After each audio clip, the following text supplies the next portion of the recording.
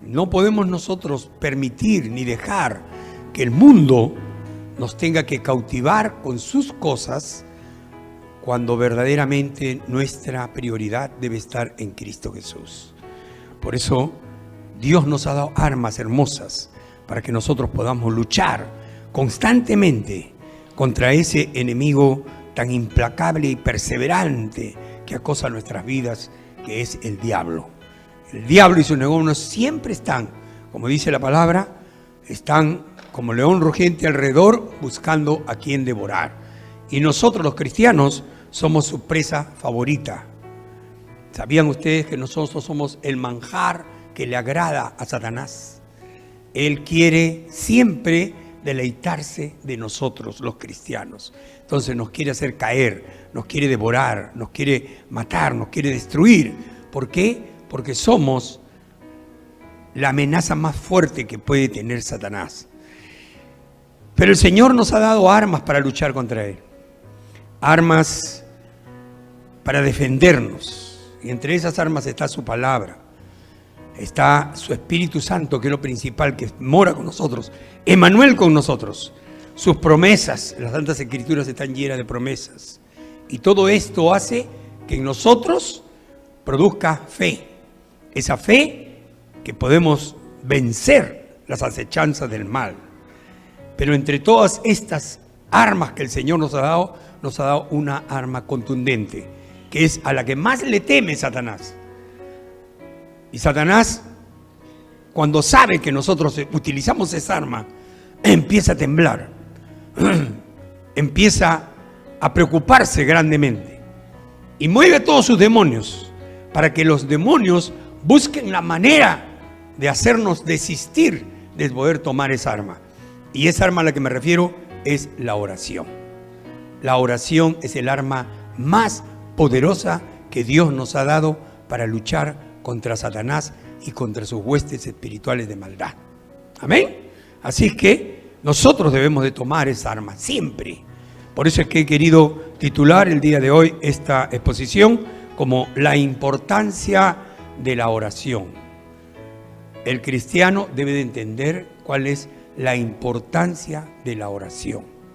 Yo sé de que muchos no nos gusta orar. Lamentablemente, esa es una debilidad que tenemos los cristianos. Y no interesa la clase étnica, todos adolecen de lo mismo. No les gusta orar, no les gusta pasar tiempos en la presencia del Señor. Nos aburrimos, nos quedamos dormidos, nos incomodamos. No podemos tener mucho rato de rodillas, hincados. No podemos pasar tiempo con los ojos cerrados, solamente concentrados en la presencia del Señor. Es algo tan innato en el ser humano que aún los discípulos sufrieron las consecuencias de que el Señor les llame la atención por eso. Porque cuando fue, y eso lo conocen todos ustedes, a Getsemaní a orar, dejó a Pedro, Juan y Jacobo, y cuando él sube al monte a orar, regresa después de una hora y los encuentra durmiendo. Y cuando yo leo esas partes de la palabra, hermanos, a veces me recuerdo a nuestras iglesias. Y digo nuestras iglesias porque todas las iglesias adolecen de lo mismo. Si ustedes estuvieran, cuando nos reunimos a veces algunos pastores a conversar y hablamos sobre los asuntos ministeriales, yo escucho de todos el común denominador. La oración es el talón de Aquiles de la iglesia. La oración es el lado flaco de la iglesia. La oración es lo que menos le gusta al pueblo. La oración es donde menos personas asisten. La oración es donde todo el mundo tiene alguna excusa para no venir, para no estar presentes. Entonces, ¿qué es lo que sucede? Cuando la oración flaquea de la manera como estamos relatando, la iglesia se debilita. Y las artimañas de Satanás ingresan para destruir. Porque Satanás lo único que quiere es un pequeño espacio para poder introducirse dentro de la vida, dentro de la iglesia y poder destruir la iglesia. Porque la iglesia es la entidad más poderosa que Dios ha dejado en este mundo. Cristo murió, padeció por la iglesia, edificó la iglesia, fortaleció la iglesia, derramó su misma presencia por la importancia que para Él tiene la iglesia, para que la iglesia verdaderamente sea la que pueda manifestar en este mundo la supremacía que Dios tiene sobre su creación. Pero muchas veces nosotros no somos receptivos del deseo de Dios y nos olvidamos de orar. Honestamente les digo, tengo tristeza por una parte y tengo alegría por la otra. Tristeza porque la iglesia ahora más que nunca está más tiempo abierta para orar y es cuando menos gente viene. Y alegría porque le doy gracias a Dios que hay unos cuantos que me sobran los dedos de esta mano para contarlos, que son los únicos guerreros que están perseverando en la oración. Y a pesar de que no se pueden quejar, porque yo no voy a aceptar que hay una queja en la iglesia de decirme, es que pastor, a las horas que la iglesia está abierta, yo no puedo porque estoy trabajando. En la mañana la iglesia está abierta para los que entran tarde o trabajan en la tarde. Y en la tarde está abierta para los que entran temprano y ya salieron. Así que no me venga usted, hermano, hermana, a decirme de que en la tarde, después que salió su trabajo, no puede venirse cuando menos media hora para postrarse en la presencia del Señor. ¿Cómo podemos querer tener una iglesia saludable, una iglesia fortalecida, una iglesia vencedora, triunfante, si nosotros no doblamos rodillas delante del Padre de la gloria? Pero sin embargo, venimos y cantamos, y le damos la gloria, y lo exaltamos.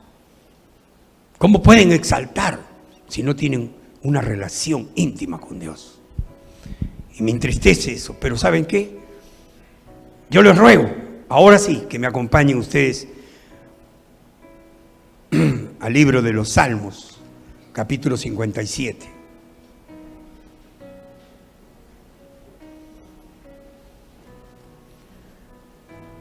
En Mateo 7 y 8, el Señor nos dice,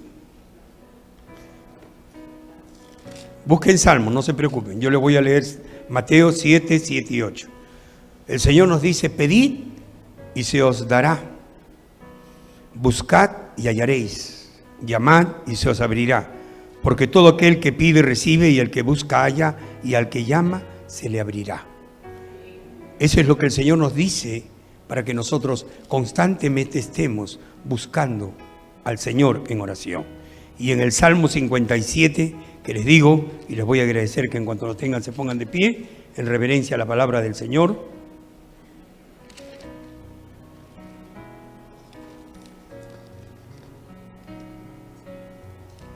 Salmo 57, versos del 1 al 3, vamos a leer. Y leemos, ¿lo tienen todos?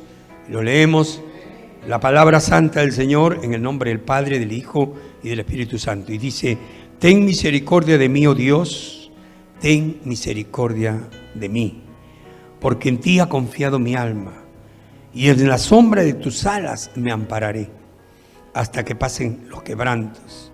Clamaré al Dios Altísimo, al Dios que me favorece. Él enviará desde los cielos y me salvará de la infamia del que me acosa. Dios enviará su misericordia y su verdad. Padre, gracias. Gracias por tu santa palabra.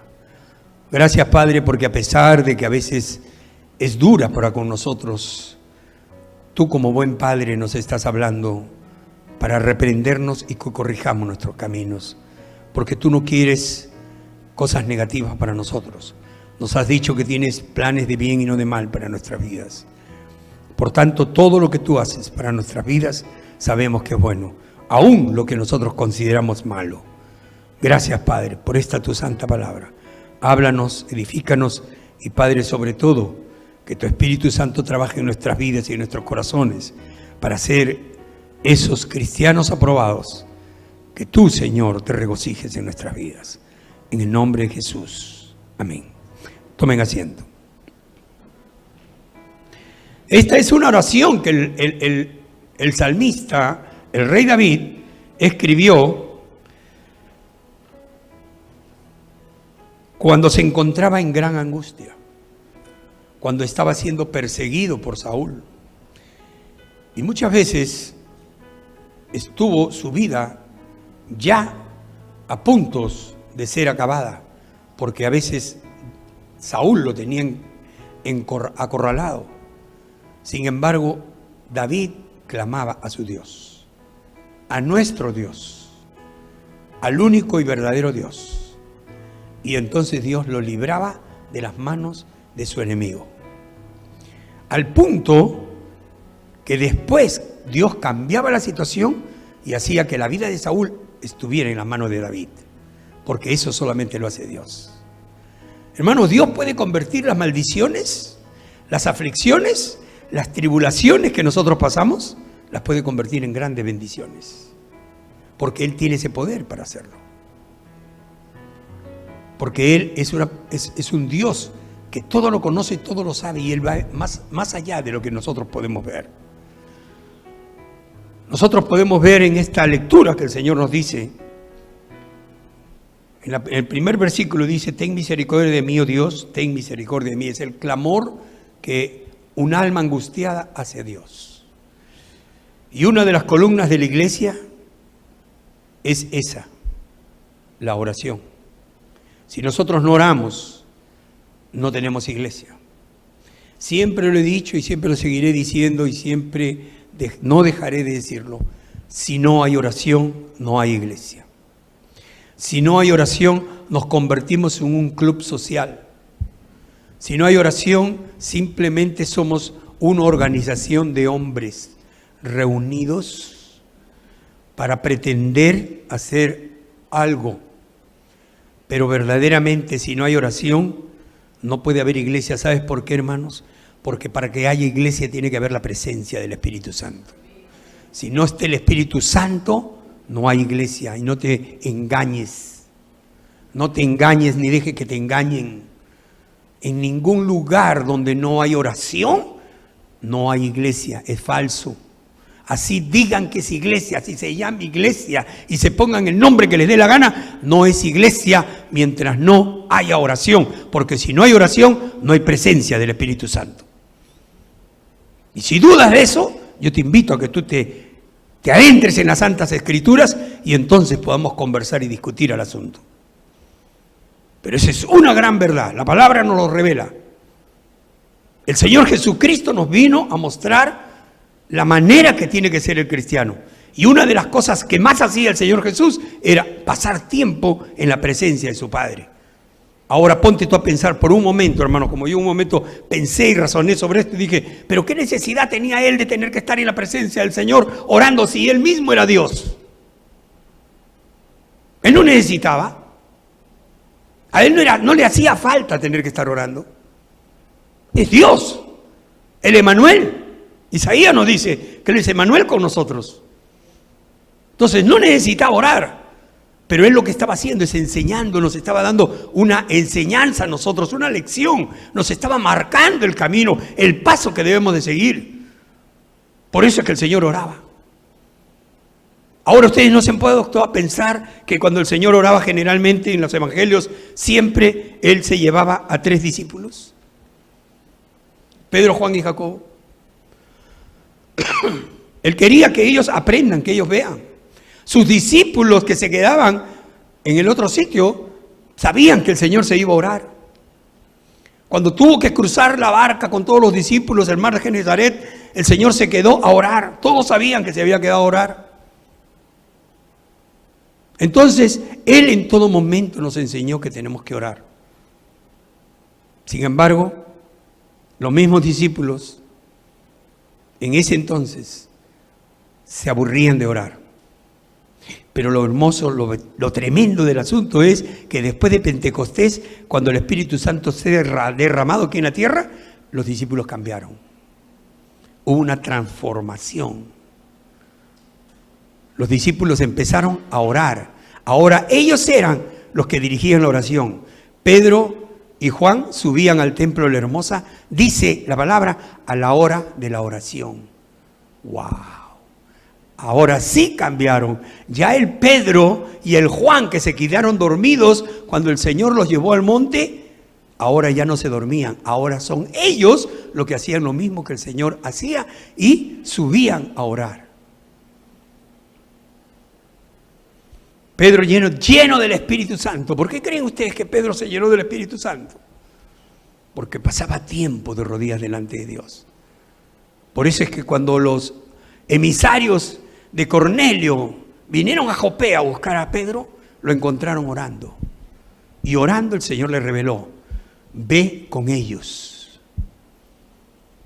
Le dio la orden el Señor, le dio la autorización: ve con ellos.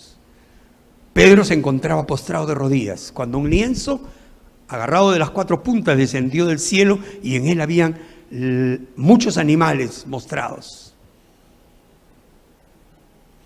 Entonces, la oración siempre ha sido fundamental.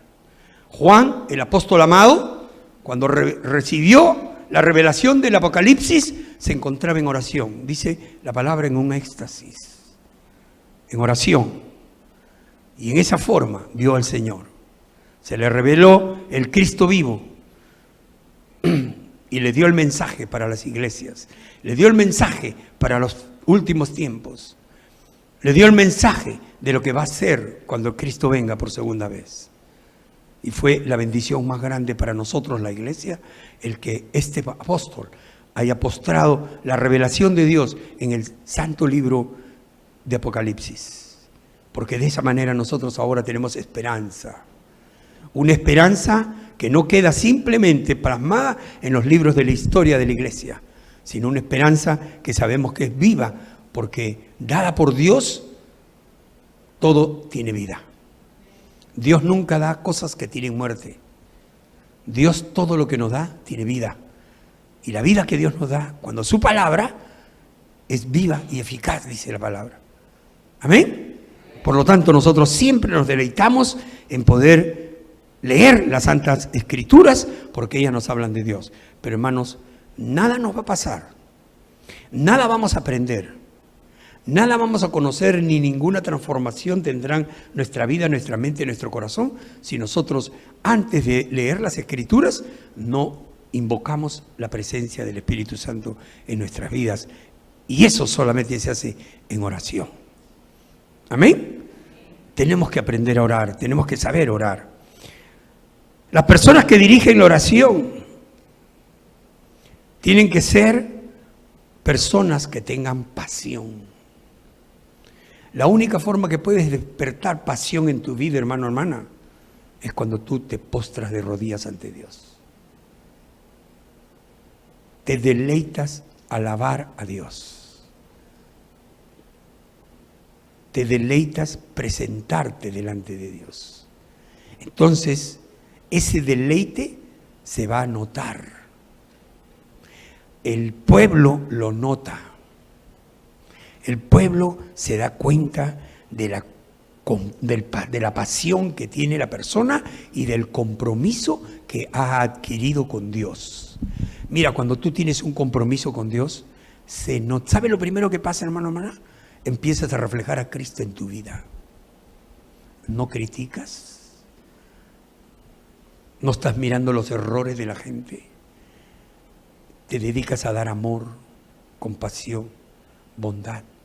Pero de entre todas estas cosas me encantó lo que la hermana al ministrar las alabanzas tocó a Miqueas 6:8. ¿Qué pide Dios de ti? Hacer justicia. O sea que no solamente es el hecho de dar amor, de dar misericordia, de dar el ágape, sino es administrar justicia. Hay que ser justos en lo que se da y lo que se hace. Si vamos a ministrar la palabra del Señor, tenemos que hacerlo con justicia. Si vamos a ministrar al reino de Dios, tenemos que ser justos, porque el día que el reino de Cristo baje de los cielos y se siente aquí en la tierra, va a ser un reino de justicia. ¿Y cómo nosotros podemos administrar? Y dice la palabra que gobernaremos con Cristo. ¿Cómo podemos gobernar si nosotros no sabemos practicar la justicia? Entonces tenemos que tener justicia. La misericordia es lo que tenemos que saber, entender cuando a veces las personas están pasando por problemas, por situaciones duras, difíciles, en que están viviendo apartados del Señor. Hay que obrar en misericordia. ¿Por qué? Porque el Señor nos enseña que cada ser humano es la presencia, es mejor dicho, la imagen de Dios. Y como imagen de Dios hay que recuperarla. El Señor Jesús dijo, no he venido sino a recuperar lo que se había perdido. Se perdió la imagen de Dios. Pero nosotros tenemos que ver la imagen de Dios en cada ser humano. Ahora, indudablemente, cuando nosotros damos misericordia, la misericordia a veces, y escúcheme bien, hermano, porque a veces nosotros queremos ser mejores que Dios, queremos ser más buenos, más misericordiosos que Dios o más bondadosos que Dios, y eso no se puede. El único que quiso hacer eso es el diablo. Isaías 14 nos dice que por eso fue echado de los cielos, porque te quisiste poner a la altura del Altísimo. Eso no se puede hacer, no te equivoques, hermano. Hay que ser sabios en lo que nosotros tenemos que hacer. Si verdaderamente queremos ser misericordiosos, no podemos pretender ser más misericordiosos que Dios. ¿Sabes por qué? Porque la palabra también me dice que Dios se enciende en ira cuando su pueblo le desobedece. Entonces, a veces amamos tanto a alguien que nunca le vemos errores, que todo lo que le escuchamos, hablamos, vemos, todo es positivo, todo es bueno, porque el amor que le tenemos es excelso. Estamos siendo más misericordiosos y más buenos que Dios. No te equivoques, hermano, todo ser humano comete errores y comete pecados. Todos estamos dispuestos, estamos expuestos, mejor dicho, a pecar. ¿Sabes cuál es el verdadero amigo? El verdadero amigo, el que Dios quiere que seas, aquel amigo que tiene los ojos para ver los errores y corregirte en el amor de Cristo. Y entonces te dice, hermano, te amo, pero lo que estás haciendo está mal. Tú no puedes hacer eso. Y por lo que te amo, te estoy exhortando en el amor para que corrijas, porque yo no quiero que hablen mal de ti, no quiero que te juzguen mal, porque yo quiero que estés bien. La palabra del Señor dice, ¿qué es lo que dice Dios como Padre bueno? Que al que ama, corrige y castiga al que tiene por hijo. Si vas a amar, tienes que saber ministrar el amor de Dios también con la exhortación para corregir en el camino correcto. ¿Por qué crees que los pastores, hermano, hermana, siempre cuando estaban cuidando su rebaño tenían su vara con un cayado? Porque eso les servía para ordenar a las ovejas en el rebaño. Porque las ovejas siempre son con tendencia a irse por uno y otro lado sin fijarse a dónde van. Buscan el pasto nomás y no se fijan a dónde están yendo. Entonces cuando se están yendo, ¿qué hace el pastor? Agarra la vara y les den el lomito para que se corrijan y entren al rebaño. Y si se van muy lejos, entonces el cayado que la pasa en curva los agarra del pescuezo y las ala para... Eso es lo que hace. El Señor dio sabiduría al ser humano para que sepa que cuando pastoree a sus ovejas tiene que tener una vara y un cayado. Y la vara y el cayado, en lo que nosotros estamos hablando, es la misericordia y es la corrección, así es la exhortación en amor. El pastor no dañaba a las ovejas porque los agarraba con el cayado y la jalaba. La oveja gritaba así, ¡ah! Pero una vez que estaba en el rebaño estaba tranquilita. Y eso es lo que el Señor nos enseña. Tenemos que saber corregir en amor. Y no solamente eso, sino tenemos que saber observar a esa oveja para que de esa manera podamos también cuidar y restaurar a la oveja.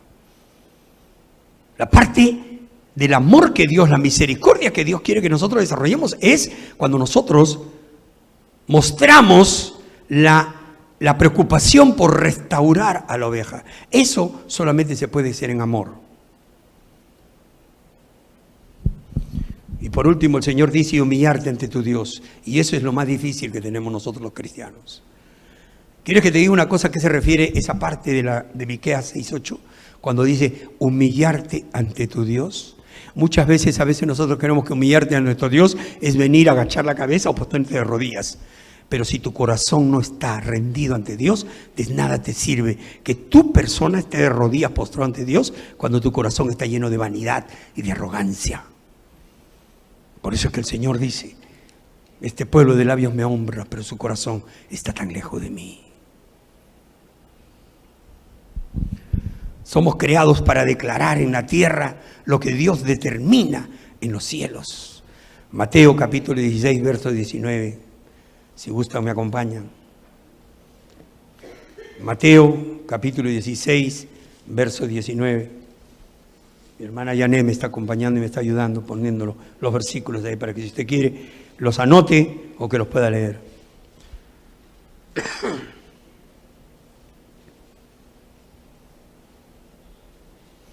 Dice la palabra del Señor: y a ti te daré las llaves del reino de los cielos, y todo lo que atares en la tierra será atado en los cielos, y todo lo que desatares en la tierra será desatado en los cielos.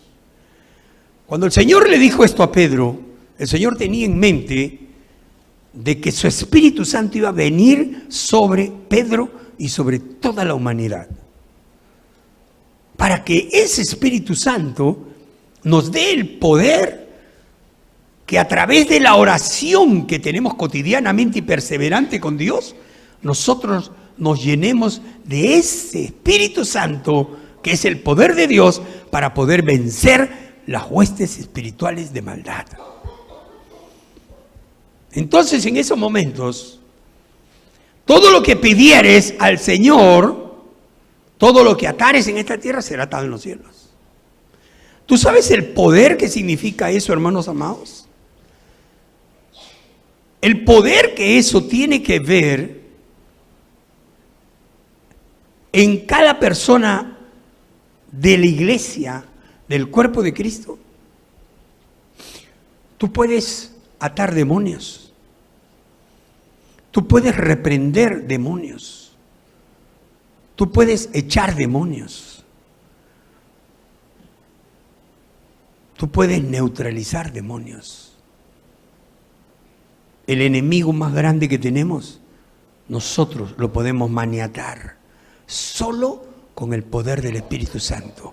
Pero no podemos tener ese poder si no doblamos rodillas ante Dios y doblegamos nuestro corazón.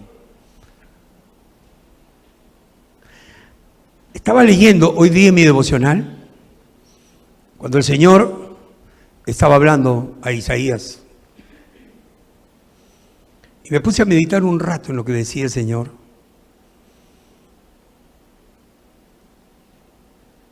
Y me puse a pensar, muchas veces nosotros aparentamos ante el resto que somos santos. Venimos y nos golpeamos el pecho. Nos postramos de rodillas, gritamos, lloramos. Estamos con los ojos cerrados, inclinados.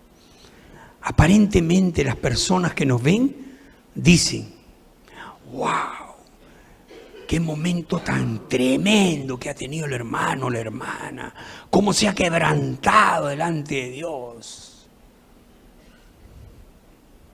Pero después Dios trae a colación la verdad.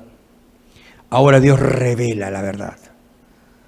Y entonces, ¿qué pasa? La vida de ese hermano o esa hermana que estuvo doblado a rodillas no tuvo ningún cambio. No sufrió ninguna alteración. Sigue siendo lo mismo de toda la vida. Si antes mintió, sigue mintiendo. Si antes falseó, sigue falseando. Si antes hizo una cosa, y siguen siempre lo mismo. Entonces no hubo cambio.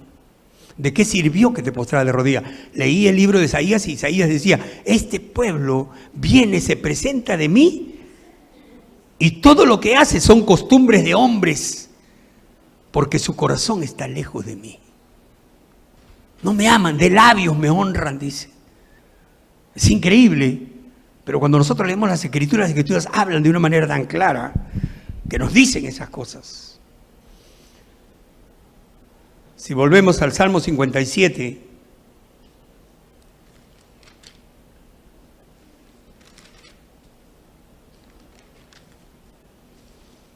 hágame el favor de dejar abierta su Biblia, porque hoy día no se imagina usted la cantidad de lecturas, de pasajes bíblicos que el Señor me ha dado. Y vamos a estarlas tocando una por una. En el verso 1 podemos nosotros leer lo que el Señor dice: ten misericordia de mí, como antes lo había dicho. Oh Dios, ten misericordia, porque en ti ha confiado mi alma, y en la sombra de tus alas me ampararé. ¿Cómo te amparas en las sombras de las alas del Señor? Si no es mediante tu fe en Él. ¿Cómo puedes tener fe en Él? Empieza a tener una relación con Él, íntima. ¿Cómo logras una relación íntima con Dios? Dobla tus rodillas en oración. La importancia de la oración es alcanzar una intimidad con Dios. Esa intimidad trae fruto. Primera de Pedro, capítulo 5, verso 7.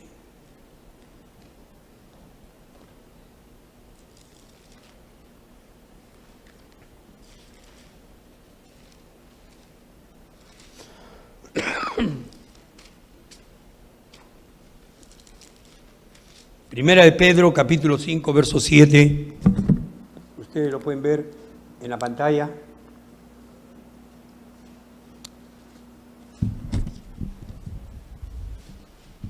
Dice el Señor que toda nuestra ansiedad debemos de ponerla sobre Él. Dice, echando sobre Él toda vuestra ansiedad, porque Él tiene cuidado ¿de quién? ¿De las ovejas? De nosotros, ¿verdad? Él tiene cuidado de nosotros. Si Él tiene cuidado de nosotros, ¿qué es lo que tenemos que hacer? ¿Qué es lo que dice el versículo? Echar sobre Él toda nuestra ansiedad. ¿Y cómo lo echamos? A través de la oración. No hay otra forma. A través de la oración. Esta oración no es una oración pasajera. Hermanos, vivimos en un tiempo tan acelerado. Vivimos tan acelerado este tiempo que los restaurantes que más ganan dinero son los de comida rápida. Burger King, McDonald's, etc. Y nos estamos acostumbrando a realizar las cosas rápidas. Hoy en día ya todo lo que es fast está de moda. Todo lo quickly está de moda. Ahí corremos, todo es rápido, ¿verdad? Entonces, ¿qué hacemos? Nos olvidamos de lo que Dios nos dice. ¿Quién tiene el control de este mundo? El Señor. Pero no le damos nosotros tiempo. Ahora, Señor, si me vas a contestar la oración rápido, pues Señor, porque no tengo tiempo, mira, tengo que hacer. Apúrate ya. Señor, tiene que ser quickly, rápido. No, rápido. Eso es lo que queremos. Pero el Señor dice, el tiempo a mí no me afecta. Te afecta a ti, pero a mí no. Así que I'm sorry. O te esperas a mi tiempo, o seguirás en tu aflicción y tus problemas y seguirás rompiéndote la cabeza. Así que te pongo a decidir. O sigues en tu vida de quickly, o te esperas en mi slow. Entonces el Señor te dije, relax, yo tengo control del asunto. Tenemos que saber esperar en Dios. Ahora, para poder esperar en Dios, una de las condiciones que el cristiano debe de tener es oraciones perseverantes. Una sola vez y se acabó, queremos irnos. Persevere en oración, hermano, hermana. Dios nos ha puesto para que nosotros seamos luz de este mundo y sal de la tierra. Solamente vas a poder ser luz cuando la luz permanece prendida. Pero si tú vienes, prendes un ratito aquí, corres al baño, apaga la luz, le vas, ¿qué pasó? Fue rapidito, fue un chispazo de luz, una pequeña luminosidad y ya está. ¿No es cierto? Pero si nosotros venimos y prendemos la luz y permanece la luz prendida, todos vamos a poder ver dónde estamos, nos vamos a ver unos a otros, nos vamos a conocer y vamos a conocer al Señor, porque el Señor es luz. Ahora, esa perseverancia en la oración es lo que nos va a dar la victoria en Cristo Jesús. Es lo que va a transformar tu vida. Es lo que va a cambiar las aflicciones que el diablo te las manda, te las va a cambiar en bendiciones. Los ataques, los insultos, las diferentes cosas negativas y malas que el diablo te lanza como dardos de fuego, ¿sabes qué? Van a rebotar en ti porque Dios toditas esas las va a pagar en el camino y las va a hacer transformar en bendiciones. Esto me hace acordar que la vez pasada estaba leyendo, hace un tiempo atrás, sobre un testimonio que habían dado. ¿Se acuerdan? ¿Cuántos se acuerdan de la guerra de los 6 días en Israel? Yo no sé cuántos se acordarán. La guerra de los 6 días en Israel, dicen que Israel tenía un ejército muy pequeño, insignificante. Yasser Arafat, el gran estratega israelita, era el director del ejército en Israel. Y sus pocos aviones que tenía que lanzar para que, o dejarlos despegar para que combata a todos los árabes que habían venido, dicen que eran en multitud, eran el ejército de los árabes. Y alguien testificó y decía, no sé qué fue lo que pasó, pero yo vi que había una gran nube de aviones que venían contra Israel y unos cuantos aviones nuestros que salieron a pelear. Y de repente yo veía que incluso nuestros aviones ni siquiera habían disparado nada, pero los aviones enemigos caían como moscas. ¡Oh, my God! Cuando yo leí eso dije, Padre Santo, eso solamente lo hace el Señor. Porque Jehová estaba peleando por su pueblo. Ahora yo te pregunto, hermana, ¿crees que Dios ha cambiado? ¿Dios no es el mismo de ayer, de hoy y por los siglos de los siglos? ¿Cuál es el pueblo de Dios hoy en día? Nosotros. Entonces, ten la seguridad que Dios va a pelear tus batallas. Gloria sea a Cristo Jesús.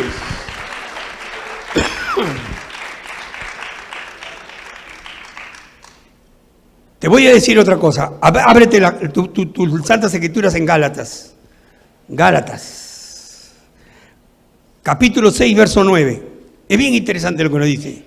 Dice el Señor, por esto que te acabo de decir, dice, no nos cansemos, pues, de hacer bien, porque a su tiempo segaremos si no desmayamos. Persevera en la oración, que al tiempo Dios te va a dar el fruto de tu oración, y entonces vas a vivir completamente confiado en Dios. Amén. La oración, escúchame bien, hermano, no creas que la oración se delega. La oración es una obligación, porque Dios, el Señor Jesús, nos enseñó a que tenemos que perseverar en orar. Por lo tanto, te voy a decir una cosa. Vamos a entender bien el concepto bíblico. La oración no se delega. Tú no puedes, tu oración, es decir, tu intimidad, tu búsqueda de Dios, tú no se la puedes delegar a otro, a decirle, ay hermanito, ora en mí para que yo pueda tener una comunión con el Señor, por favor, ¿ok? No te olvides. Ay, Pilares, dame el papelito de Pilares. Oren para que yo tenga una relación íntima con Dios. Eso no es. Así no es. Así no funcionan las cosas, hermanos. La oración tú no la puedes delegar. La oración es una obligación que tú tienes para buscar a Dios, porque el interesado de buscar a Dios eres tú, hermana. Dios está ahí siempre, pero nosotros somos los obligados a buscar a Dios. Por lo tanto, ese tipo de oración tú no la puedes delegar. Ahora, puedes delegar, puedes pedir apoyo en oración cuando de repente hay un problema en tu casa, en tu vida o en tu salud. Pero tu intimidad con Dios, eso no es negociable. Eso no se puede negociar. Hay cosas en la vida del cristiano que no se pueden negociar. Por ejemplo, el ministerio. Para aquellos que desean ministerio, para aquellos que desean tener connotación, liderazgo. Déjame decirte una cosa, hermano, en el ministerio no se negocia. No te equivoques. Porque lo que Dios te da, esa herencia, ese cáliz que el Señor te da, es exclusivamente para ti. No es para que lo negocies. Por eso es que a mí me incomoda cuando yo me entero, cuando conozco, cuando veo ministros, entre comillas, que están buscando el bienestar económico. ¿Cuánto es el sueldo que me van a dar? ¿Qué más que otros beneficios? Necesito carro para mi familia, becas para mis hijos en la universidad, etcétera, etcétera. Piden tantas cosas que son profesionales de la palabra. Exigen ahora que los egresados de las universidades teológicas que pasaron 5 años estudiando, se les considera ahora como profesionales y se les dé sueldo de profesional, no menos de $70,000 al año. Hijos. ¡Ay, papá! ¿Qué clase de iglesia vamos a tener así? Imagínate un pastor de esos que venga a predicar, o mejor dicho, que venga a pastorear una iglesia. ¿Qué clase de pastor vas a tener?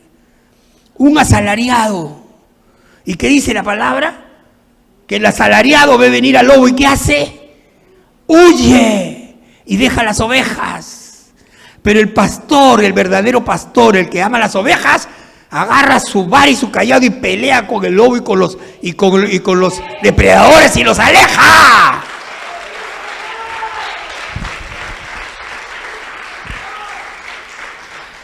Como dicen en mi país, ese no se chupa. Ese no se desploma. Ese se llena de la valentía que se llenó David y no está mirando el tamaño del enemigo, sino está viendo al enemigo tumbado y derrotado, porque Cristo es el que le va a dar la victoria. A mis ovejas no me las tocas. Déjate de venir a querer maltratar a mis ovejas porque yo te voy a echar fuera. Eso es lo que hace el buen pastor, pero no el asalariado. Ay, hermano, ¿sabes qué? Esta cuestión ya no. Yo no estoy para estas cosas. Yo soy un profesional. Yo he estudiado 5 años en el instituto o en la universidad. Esto no es para mí. ¿Sabes qué? Yo quiero una iglesia donde haya tranquilidad, paz y yo pueda desarrollar todos mis planes profesionales. Y entonces sale corriendo. Vamos a dejarlo ahí.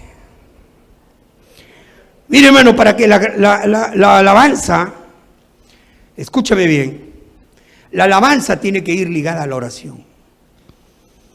Hermanos, que Dios los ha llamado a dirigir la alabanza en nuestra iglesia, en el amor de Dios. Antes de subirse a este lugar a ministrar, ustedes tienen que pasar tiempo en oración. Ustedes tienen que buscar la unción del Señor. Ustedes tienen que buscar que el Espíritu Santo los tome. Porque ustedes no son nada delante de Dios. Ustedes son instrumentos en las manos de Dios. Y para ser instrumentos en las manos de Dios es necesario que ustedes lo busquen en oración. Y se derramen ante Él. Padre, mis coronas las pongo a tus pies. Ya no soy nada yo, ahora todo eres tú en mí. Entonces, la alabanza va a llegar al corazón de su pueblo, porque no es el hombre ni la mujer lo que lo está dirigiendo, sino es el Espíritu Santo. ¿Cuántos dicen amén? Gloria a Dios. Para que la oración agrade a Dios, entonces, hermanos, para que la oración agrade a Dios, son necesarias 3 cosas fundamentales.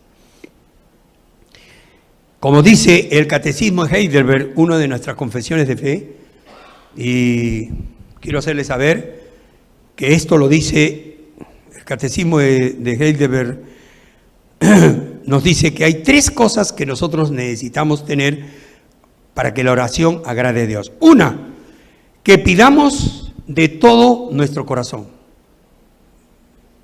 Que pidamos de todo nuestro corazón. A veces estamos orando y estamos con el pensamiento en otro lado. Padre, te ruego, por favor. Señor, escúchame, Señor, porque no tengo mucho tiempo, por favor. Padre, rapidito nomás, porque en media hora tengo que estar en tal sitio. Y yo no sé si habrá tráfico.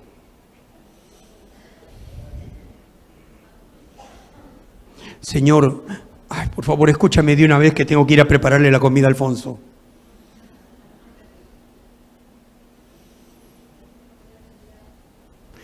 Cuando tu oración no sale de tu corazón, no va a pasar este techo.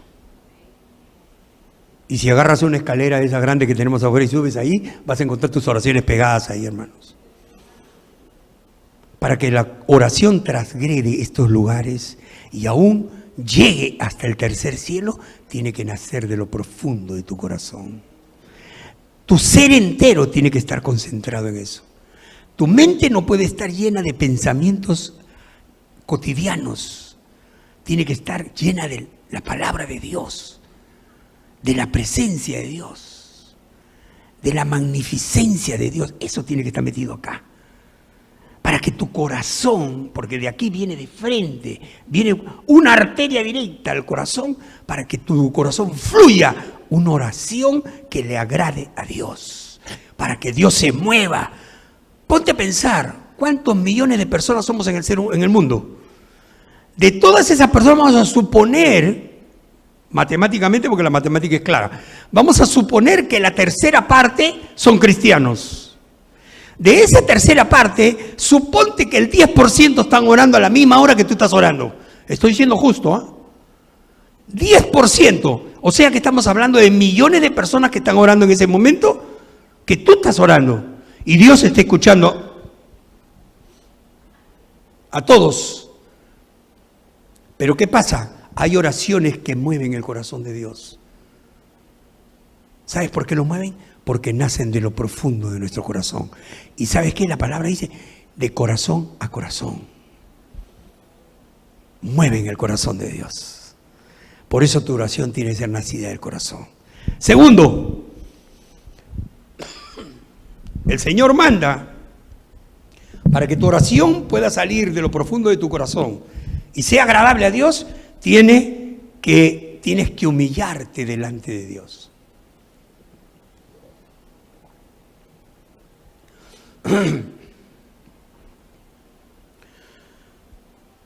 ¿Sabes lo que significa humillarte delante de Dios? Reconocer que tú no eres nada. Reconocer que cuando estás en la presencia de Dios, eres como trapo de inmundicia, sin ningún valor ante Él. Porque el único que te puede dar un valor es Dios. Humíllate, ríndete. No creas que tus habilidades, que tu preparación, que tus dones, que tus talentos, que tus capacidades pueden darte la victoria delante de Dios. No sirven para nada. Déjame decirte una gran cosa, hermano, hermana. Aprendamos de Pablo. Porque Pablo tenía más atributos que podemos tener cualquiera de nosotros, aún más atributos de todos nosotros juntos, con nuestros atributos, dones y talentos. Pablo tenía mucho más que cualquiera de todos nosotros y que todos juntos. Sin embargo, cuando reconoció su necesidad de Cristo, él dijo, todo esto lo tengo por basura para conocer a Cristo. Si tú llegas a ese nivel, hermano, hermana, no simplemente palabras salidas de la boca, acuérdate de lo que dije hace un rato, que el Señor dijo, de labios me honran, no, sino algo que sale de lo profundo de tu corazón, entonces verdaderamente tu oración va a agradar a Dios. Tercero, que pese a nuestra indignidad, Él nos oye por amor de Jesucristo. A pesar de que nosotros somos indignos de ser recibidos por Dios, de ser tenidos en cuenta por Dios, de ser aceptos a Dios, el Señor, por amor a Cristo Jesús, nos oye. Primera de Pedro, capítulo 3, verso 12. Porque los ojos del Señor están sobre los justos, y sus oídos atentos a sus oraciones, pero el rostro del Señor está contra aquellos que hacen el mal. Dijo mi abuela, agárrate, Catalina.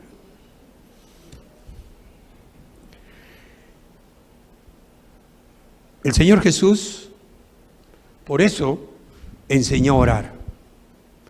Nosotros vemos el Padre Nuestro, que todos lo conocemos, que eso está en Mateo capítulo 6, versos del 9 al 13, ¿no? Y cuando el Señor nos dio el Padre Nuestro, no nos dio una oración que tiene que ser repetitiva, nos dio un modelo de orar. Y ese modelo de orar es cuando empieza, Fíjense, lo primero que hace el Señor, nos enseña a exaltar el nombre de aquel a quien nosotros dirigimos la oración. Lo primero es eso, exaltar, a identificar diligentemente, dirigiendo nuestra oración al Todopoderoso. Segundo, cuando el Señor dice, mira tú en el Padre Nuestro, anhelamos la venida de su reino, para que aquí en la tierra se pueda establecer ese reino que está allí en los cielos, porque reconocemos la magnitud del pecado que existe en este mundo. Tercero, nos hace pedir por nuestras necesidades. Mire el orden, hermano, que el Señor Jesús establece. Primero, vamos a exaltar a quien le dirigimos la oración. El Todopoderoso, el Alto y Sublime. ¿Verdad? Segundo, nuestro anhelo de que su reino esté en la tierra. En tercer lugar, recién nos dice, pidan por sus necesidades. El pan nuestro de cada día, dánosle hoy. Padre, que todas las necesidades que tengo, ayúdame en mi trabajo. Padre, ayúdame a solucionar los problemas financieros. Padre, que pueda pagar la renta este mes. Padre, te ruego que tú me cures de las enfermedades que tengo. Padre, mira, levanta a mi esposa, a mis hijos, a mi mamá, a quien quiera, de las enfermedades que tienen. Ayúdanos en todos los problemas que tenemos. Padre, esos problemas que tengo con corte, y sé tú quien pongas tu mano poderosa para ayudarme. Todas las necesidades que tenemos están en tercer lugar. Hay hermanos que se postran de rodillas, lo primero que dicen, Señor, tú sabes lo que estoy pasando, Señor, en este momento. Te ruego que tú pongas tu mano. Y se olvida, ¿a quién le estás orando? Yo quisiera preguntar, ¿a quién le estás orando? ¿Al Señor? ¿A qué Señor? Porque tú sabes que el diablo también se hace llamar Señor. Identifica primero a Cristo Jesús. A ti, Señor, Creador del cielo, de la tierra, del mar y de todo lo que se hace. Tú que con tu sabiduría y tu magnificencia hiciste las cosas, a ti clamo en este momento y me dirijo. Porque anhelo, Señor, tener la paz que solamente tú tienes allí en los cielos, para que yo también la pueda tener aquí en la tierra. Y que aquí abunde la tierra, para que el problema que yo estoy pasando ahora no tenga que seguirlo pasando y tampoco otros lo pasen. Porque, Padre, en angustia estoy. Ahí vienen tus problemas. Tercer lugar. Cuarto,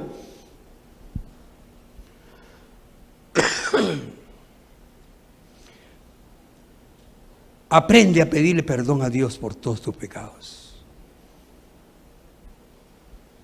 A veces, hermanos, seamos honestos, a veces nos postramos delante de Dios, empezamos a pedirle muchas cosas y nos olvidamos de pedirle perdón por nuestros pecados. Sin embargo, nosotros pecamos continuamente, a cada rato.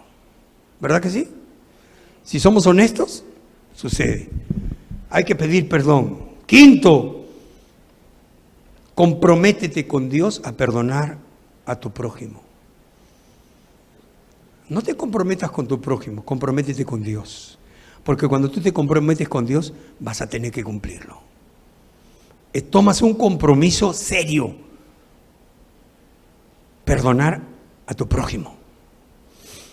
Sexto, pídele a Dios que te proteja contra las tentaciones y contra el mal. ¿Por qué? Porque nosotros sabemos que el diablo anda alrededor como león rugiente buscando a quien devorar. Y por último, el séptimo, reconoce la soberanía de Dios. Si examinas el Padre Nuestro y has tomado nota de estas cosas que te he dicho, ten la seguridad, hermano, que vas a darte cuenta que el modelo de oración que nos dio el Señor Jesús en el Padre Nuestro tiene que ver con todas estas cosas. Quiero concluir haciendo saber que si tú aprendes a orar de la manera como te estoy diciendo, hermano, Dios va a escuchar tus oraciones. Él ya nos los reveló en Jeremías 33:3. Clama a mí y yo te responderé. Y te mostraré las cosas grandes y ocultas.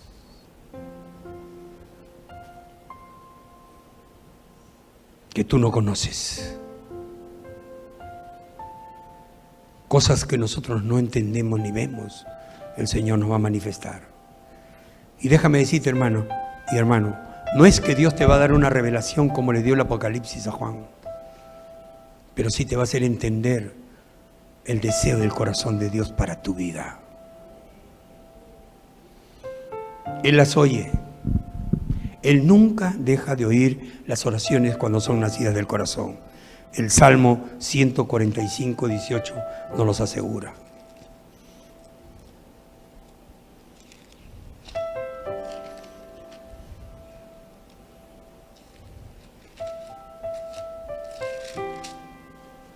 Cercano está Jehová a todos los que le invocan, a todos los que le invocan de veras.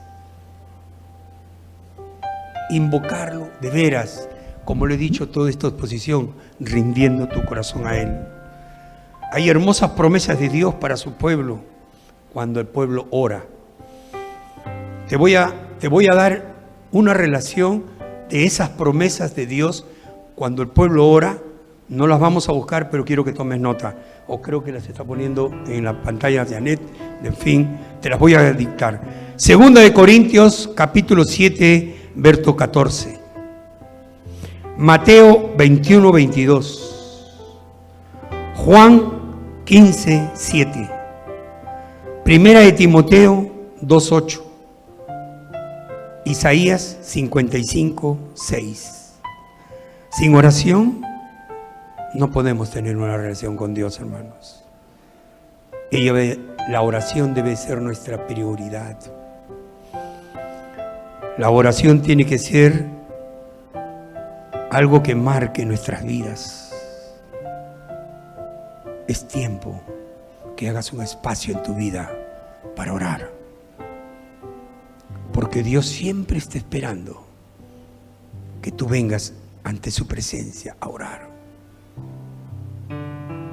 No lo dejes esperar, hermano, hermana. No vale la pena. No es correcto dejar esperar a Dios cuando Dios permanece esperando por nuestras oraciones. Espero en Dios que esto te haya ayudado para entender y que hoy día, antes de salir de este lugar, tú hagas un compromiso con Cristo y decirle: Señor, a partir de ahora voy a dedicar más tiempo a buscarte en oración. Vamos a ponernos de pie. Vamos a orar.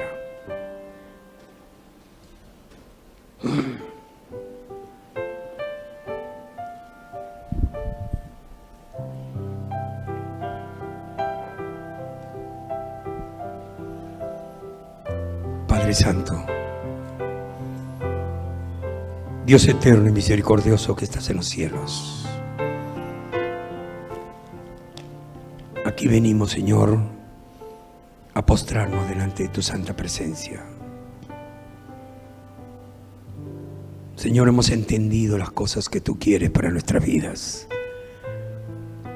Hemos podido, Padre, recibir de tus santas escrituras la revelación que nos haces referente a la necesidad de orar,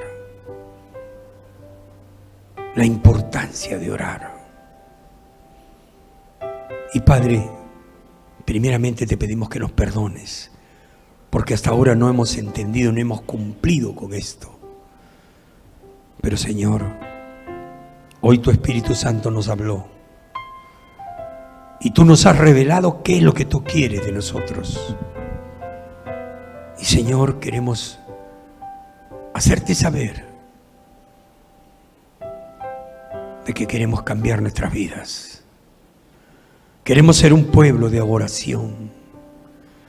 Queremos ser un pueblo, Padre, que nos rindamos a tus pies y de la misma manera como María enjugaba tus pies y los besaba y no se cansaba de besarlos, nosotros queremos pasar ese tiempo en tu presencia, a tus pies,